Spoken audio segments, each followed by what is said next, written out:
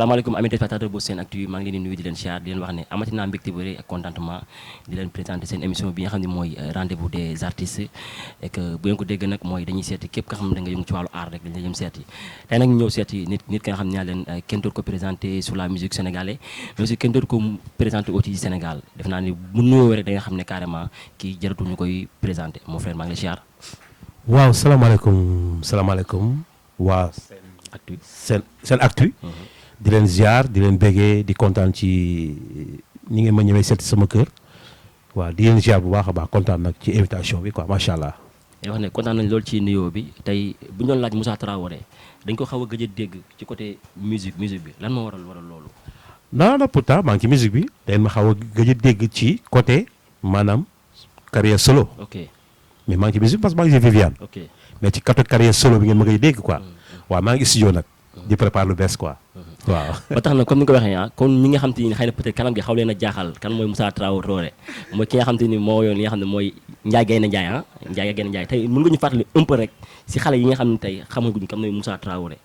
waaw xam nga Moussa Traoré benn waay la boo xam ni moo fi nekkoon Lemzo jamono. doon woy simb bi. dëgg la maag Alié Diagne. rakk Mbaye Dieye Faye. génnee fi tamit ñoom rek fii ñoom rek fële. ànd ak tam ak Nongolo. génnee gin ngay. waaw def naa fi pas mal de choses ah. waaw. waaw pour ñi nga xam te ni pour un peu rek rafraîchir quelques mémoires ah pour ñi nga xam ne xamuñu ko woon wala boog bon xam nañ ko mais kanam gi da nga xawoon a jaaxal tey ñu gis Moussa Traoré lan moo la dugal ci Viviane. li ma doon Viviane mooy maanaam musique dañ ma soxla woon. parce que maa ngi nekkoon Lemzo jamono. jaar fu bari nag.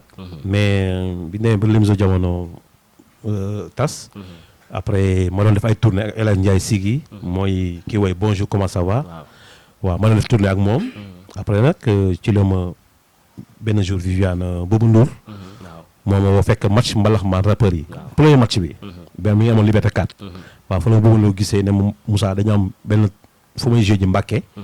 fekk Bakkan moo waaw dafa doon dem voyage ak Baaba Maal. après bu woo ma ne pour ma jàppale leen. loolu moom dugal. Jolof Band mu tëgg rek bu mu ne ma noonu da ngay resté quoi waaw loolu moom la dugal Jolof Band ba tey jii maa ngi foofu ça fait 18 ans la ren yàlla yokk waaw amiin 18 ans maa ngi ak Viviane quoi macha allah di ko nuyu de passage quoi ak waa Jolof Band yëpp ak fépp ñëpp ñi nga xam daal mos naa jaar ci ñoom di liggéey ñoom ak léegi nii maa ngi liggéey ku nekk nag macha allah parce que gars yi ñu ngi may soxla di ma woo fu nekk quoi macha allah. ci côté dafa am fu ma dégg nga waxee léegi ma bëggoon la faa xaw la fa tënk foofu tuuti. waaw mooy côté bi nga xam ne mooy côté max rapport ak mbalaxmaan yi. te ñu gis tey yéen a ko daan def. yéen ngeen bokkoon ci loolu. et tey ni ngeen ko daan defee ak actuellement nii est-ce que gis ngeen ne carrément am na benn changement. waaw xam nga loo xam ne day màgg. faaw mu changé. dëgg la waaw parce que ñun bi ñuy def match mbalaxmaan ak bëri parce que loolu benn kii la woon rek xam nga tey ay Youssou Ndour ñoo si doon football man. Fallou Dieng ay Nongolo ndeysaan dem si yàlla si. ak ñu bëri mbalax maan yëpp mais léegi affaire dafa màgg ba nga xam ku nekk da ciy bëgg a ñëw. waaw sant yàlla sant rek. tey dafa am yenn artistes yi nga xam ne dañuy toog di xaar naan suñu ma woowul du ma dem football yi. waaw benn ci man. la ma waral loolu. waaw benn ci man parce que ñun ñoo ko sookee. mais dama dem ba mujj gi duñ la woo. bon wala dañuy jël kenn koo xam ni. ñi ma war a woo. parce que ñun ñoo ko doonandoo. su fekkee woowu ñu ma kay du ma mën déplacé wu nag. parce que aussi xam nga loo xam ne ñoo ko sokkee maanaam loo xam ne yéen a ko def il faut ñu lay woo di la ci nemmeeku mais maa ngi gërëm tamit baxaaw ak jibi parce que keroog bi ma leen ko waxee waa nee moom noonu Moussa dëgg la nag quoi waaw dëgg la quoi xam nga man amu problème yooyu mais parce que match yi foo la quoi mbalax maan rappeur foo la mais gis naa keroog match bi gars yi doon ci xaw a indi benn xadar waaw te foo la damay wax rek gars yi match yi football yi foo la quoi mu mel ni que dafa dem ba dafa mus a waxtaan benn artiste ma woo ko ne ko dama gis maxu mbalax maan ak rapport yi gisuma la ci. moom mu confirmé woon ne ma xamal ma ne carrément ñoom bëggul dem fa xam ne dañ ko fay yàq. est-ce que loolu am na.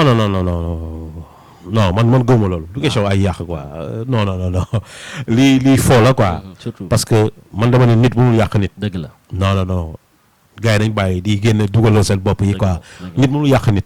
yàlla moo yoon ñëpp. dëgg la. yow mooy sa daan yow mi xam ne doole fa la yàqee nit mënul yàq nit kenn mënu laa yàq yàlla suñu borom moo lay aar kon del ñëw ci gars yi. comme ni mu ko waxee mooy kii ñuy présenté tey mooy Moussa Traoré comme ni mu ko waxee rek dañu génn un peu ci football dugg ci fi nga xam ne moom fa la munee Moussa lan mooy day perki wala wala ngay. waaw man nag waaw en fait ni nga ma gisee damay jouer percu damay jouer batterie damay jouer congas damay jouer djembé macha allah maa ngi def daal instrument yu bëri. bu dee fi nga nekk ci côté Viviane lan nga fay jouer. waaw foofu nag sama laa fa doon njëkk a teef mais dem ba mujj gi muy tëgg batterie. waaw.